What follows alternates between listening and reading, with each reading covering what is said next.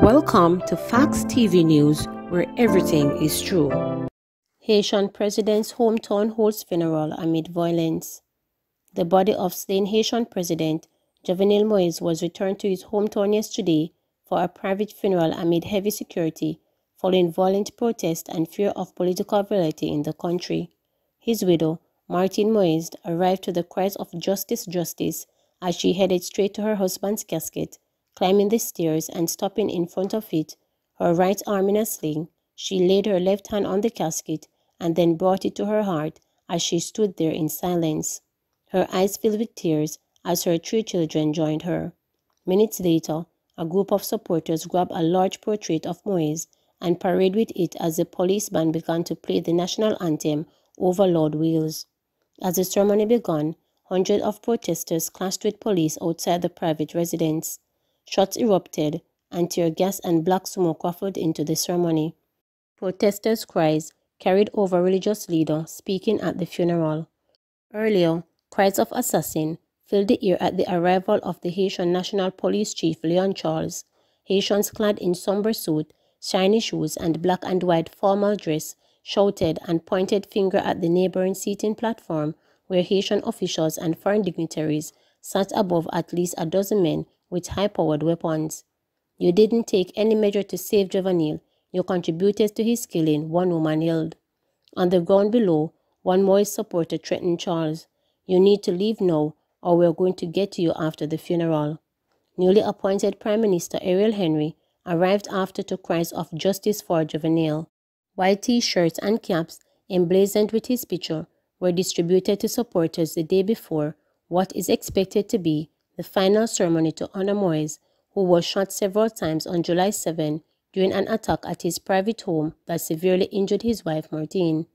Moise's body arrived shortly after dawn at his family's seaside property where the funeral is being held. 6 officials carried the brown casket up a stage where they salute it and stood before it in silence for several minutes before draping a large red and blue Haitian flag over it. Before the funeral began, a man wrapped himself in a large Haitian flag and approached the casket crying out, "We need to fight and get justice for Jovenel." Next to him, a man crying a T-shirt commemorating Moise joined in as he held, "Jovenel died big. He died for me and for the rest of the country. We're not going to back down." "They took his life, but they can't take his memories," said a priest who presided over the ceremony. "They can't take his brain. They can't take his ideas. We are Jovenel Moise." Party promoters killed in Kingston car crash. 2 men died from injuries they sustained in a car crash in downtown Kingston on Friday. The 2 victims have been identified as 23-year-old Caribbean Maritime University CMU student Rodney Lyons of Claremont St. Anne and 22-year-old Antonio Garrick, a former CMU student of Portmore St. Catherine. Garrick and Lyons were also promoters of the popular 5150 party. The Cooperative Communications Unit confirmed the incident, but was not able to immediately provide details on the circumstances that led to the tragedy. Earlier this year, CMU mourned the death of 20-year-old Janelle Maitland, a third-year student in the Faculty of Shipping and Logistics, who was killed in the crash on Highway 2000. Community mourns stabbing death of pastor. Residents of the Petersfield Westmoreland community were yesterday mourning the fatal stabbing of 45-year-old Pastor Garnell Foster. The pastor's son has since been taken into police custody for questioning. A large group of residents later gathered at the pastor's house, where he had since been conducting online classes for the children in the community since the COVID-19 outbreak. Among the gathering was a taxi operator, Christopher Jones, who transported the injured clergyman to hospital. Errol Evans, another community member, spoke glowingly of the clergyman's community activism. "It is really sad to hear such a news that Minister Foster gone. This young man was very useful in the community. No one was looking to see or hear anything like this about this young man. He was very humble. I am grieving. I am nervous. Nobody has been eating from morning. I watched Minister Foster with the young guys that he took around, especially on Saturday mornings, to the playfield. He tried to groom them. He tried to train them," Evans explained. "Words can't explain how I feel. Garnett was a good boy, a good man in the community. He was good to me, his siblings, his children. He was good to everybody in the community, Foster's grief-stricken mother stated. JHTA tourism sector playing its part to prevent spread of COVID-19. President of the Jamaica Hotel and Tourism Association, Clifford Reader, says the sector has been doing all it can to prevent the spread of the novel coronavirus. Since reopening last June, our hotels, attractions, tourism transportation, visitor shop and craft markets have been steadily observing the health and safety protocols, sanitizing and social distancing to protect our workers and their families, our guests and Jamaicans in general, and it is paying off, said Reader. Every entity in the tourism sector is inspected and certified following the extensive protocol crafted by the Tourism Production Development Company and the Ministry of Health and Wellness, he said in a release.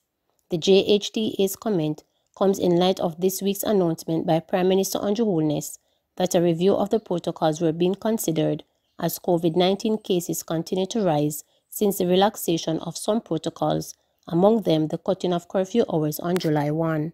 Reader said the JHTA is concerned about the uptick in COVID-19 cases in the country and encourage individuals and businesses to take very seriously the warning from the health authorities for personal and collective responsibility in faithful observing the COVID-19 protocols of mask wearing, sanitization, and social distancing. These simple but vital behaviors save lives as well as jobs, he said. The systems introduced in the tourism sector have been so successful that we have thus far had a 98% compliance score across the sector from TPDCO, along with continuous recertification from the Ministry of Health and the Social Development Commission, Reader stated. We have been diligent and consistent in maintaining the highest possible COVID-19 protocols, adapting our operations and employee behavior, redesigning public spaces, and even introducing touchless services. We also have a robust system of both screens and testing for COVID-19. We are very pleased that these measures have proven to be successful, as there is a low COVID positivity rate within the sector of just 0.5%, which by any measure is extremely low, said Reader. The JHTA boss said, while the tourism sector has traditionally proven quite resilient in response to previous natural disasters like hurricanes and other crises, the sheer depth and breadth of COVID-19 has necessitated a full national effort to mitigate the economy and social impact and craft a plan for sustainable and inclusive recovery of the Jamaican economy. He said the impact of COVID-19 was still being felt throughout the tourism ecosystem as well as affecting other sectors and industries. We have been working closely with the government and the health authorities to establish and maintain the protocols necessary to keep everyone safe, restore travelers' confidence, and rebuild the destination in a measured and coordinated way to develop a stronger, more sustainable and resilient economy, said Reader. Please remember to subscribe, like, share, and click the notification bell for daily updates.